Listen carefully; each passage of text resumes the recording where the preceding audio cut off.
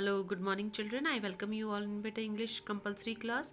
We were doing chapter number 2, that is the address. ठीक है, जिसमें कि हमने पढ़ा कि किस तरीके से नरेटर जो है अपनी मदर का सामान लेने के लिए मिसेस डॉलिंग के यहाँ जाती है। वो एड्रेस उसकी माँ ने जो है युद्ध के टाइम पर दिया था, जब हॉलैंड और जर्मनी का वॉर चल रहा था, युद्ध चल रहा था उस टाइम। ठीक है, तब उसकी मदर ने क्या करा था, उनकी मदर ने जो भी कीमती सामान था, उनके पड़ोस में रहने वाली थी मिसेस डॉलिंग, जो उनकी पुरानी जानकार थी, एकदम से फिर वापस आ गई थी वो। ठीक है, उनको दे दिया था। तो हम नरेटर ने देख लिया था कि उनकी कुछ चीज़ें गायब हैं। ठीक है, तो वो कहती है कि क्या आपको लगता है कि हमारी चीज़ें संभाल कर रखेंगी। ठीक है, तो कहते हैं कि हाँ वो संभाल के रखेंगी, लेकिन अगर हम इनसे पूछते हैं तो ये तो उनकी इंसल्ट होगी। तो नरेटर उनके घर जाती है, लेकिन वो पहचानने से मना कर देती है। बोले तुम तुम्हारी मेरी मदर को जानती हो? बोले मैंने तो सोचा था कोई भी नहीं आएगा वापस, तुम वापस आ गई। यहाँ तक हो गया था बेटा। अब हम करेंगे पेज नंबर 12।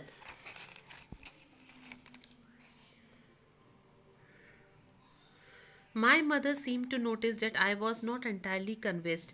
ऐसा लग रहा था कि मेरी माँ ने ये देख लिया था कि मैं पूरी तरीके से सहमत नहीं थी। She looked at me reprovingly and after that we spoke no more about it. ठीक है, उन्होंने मुझे मेरी तरफ देखा और इसके बाद में हमने जो है बहुत कम बात करी। ठीक है, अब जो है उन्होंने देख लिया था कि जो वो मिसेस डॉलिंग सामान लेके जाती थी ना, तो उनको लग गया था कि भाई मैं जो है इस बात से कन्विंस नहीं हूँ, सहमत नहीं हूँ। Meanwhile, I had arrived at the station without having paid much attention to things on the way. I was walking in familiar places again for the first time since the war. अब इसी बीच जो है, अभी कहते हैं कि इसी बीच में रास्ते में दिखाई देने वाली चीज़ों की तरफ मैंने ध्यान नहीं दिया और मैं स्टेशन आ गई। ठीक है, अब बोलते हैं कि वॉर के बाद में पहली बार मैं ऐसी जानी पहचानी जगह पर घूम रही थी। ठीक है, ऐसी जानी पहचानी जगह पर घूम रही थी, but I did not to go further than was necessary. लेकिन मैं अब आगे और नहीं जाना चाहती थी। I did not want to upset myself with the sight of streets and houses full of memories from a precious time. अब वो कहती है कि मैं उन जो है उन यादों से, उन गलियों से, उन हाउसेस से जो है उनसे परेशान नहीं होना चाहती थी। ठीक है, जो कि क्यों मुझे वो पुराने टाइम की याद दिलाते थे। In the train back, I saw Mrs. Dolling in front of me again as I had the first time I met her. It was the morning after the day my mother had told me about her. मैंने train में Mrs Dorling को मेरे सामने देखा।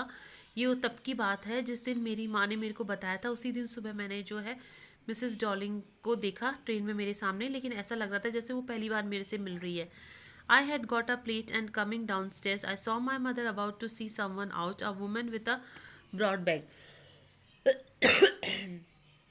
अब वो कहती है कि मैं उस दिन सुबह थोड़ी सी लेट उठी।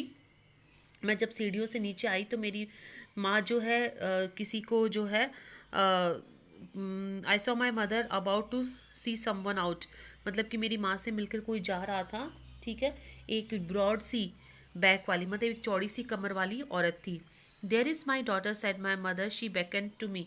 अब उन्होंने मेरी जान मुझे पास बुलाकर और मेरी जान पहचान करवाई और कहा कि ये मेरी बेटी है।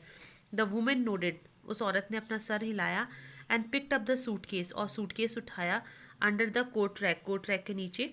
She wore a brown coat and a shapeless head.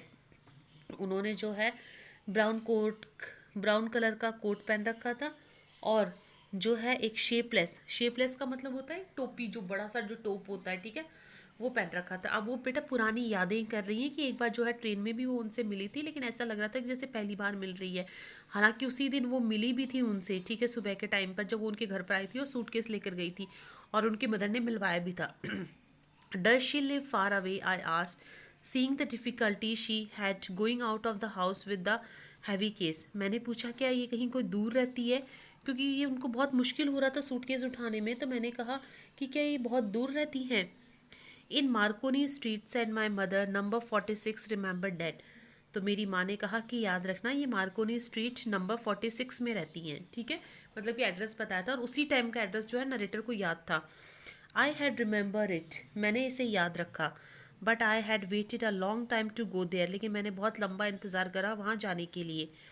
Initially after the liberation I was absolutely not interested in all that stored stuff. अब वो कहते हैं कि जब लिबरेशन हुआ, जब आज़ादी के बाद में जो है शुरुआती दिनों में जो मेरा सामान, स्टफ़ का मतलब होता है सामान, जो भी स्टफ़ सामान था, जो भी इकट्ठा करा हुआ सामान था, इसमें मेरे को इंटरेस्ट नहीं था। And naturally I was also rather afraid of it, और मैं थोड़ी डरी हुई भी थी। Afraid of being confronted with things that had belong to the connection that no longer existed. अब मैं इसलिए भी डरी हुई थी क्योंकि ये सारा सामान जो है जिससे रिलेटेड था, अब वो ही नहीं रही थी, मतलब कि उसकी मदर की डेथ हो चुकी थी। अब वो कहते हैं कि मैं इसलिए डरी भी थी क्योंकि जो जिस सामान जिससे जुड़ा हुआ था वही नहीं थी।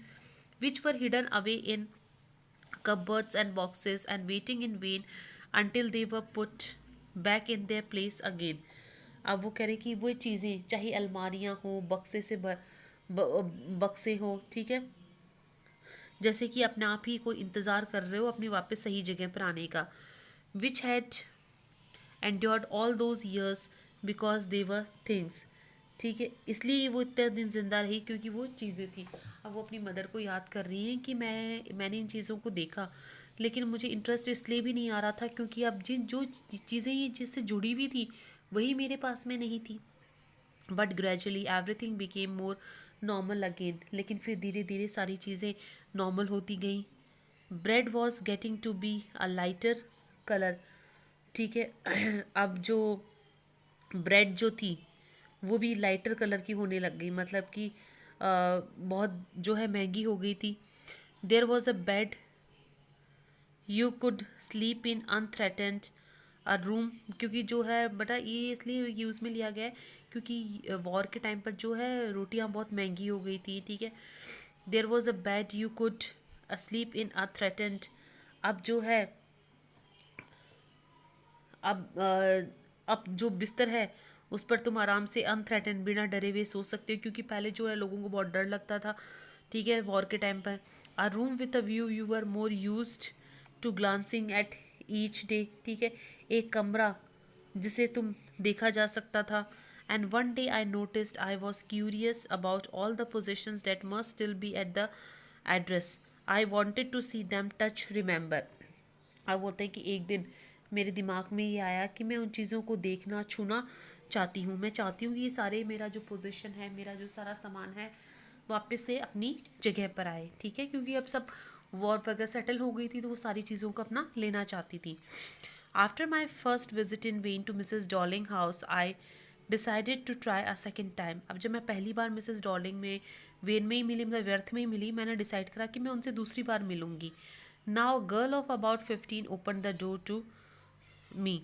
अब एक 15 साल की लड़की ने दरवाज़ा खोला।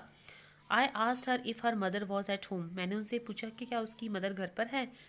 No she said my mother doing an errand. तो उसने कहा कि एरन का मतलब किसी ज़रूरी काम से बाहर जाना। बोले नहीं, मेरी मदर किसी ज़रूरी काम से बाहर गई है। No matter, I said I will wait for her. मैंने कहा कि कोई बात नहीं, मैं उनका इंतज़ार करूँगी। ठीक है बेटा, यहाँ तक हो गया है। बाकी अब ये पेज हम जो है कल करेंगे, ठीक है, थोड़ा सा ही बचा चैप्टर।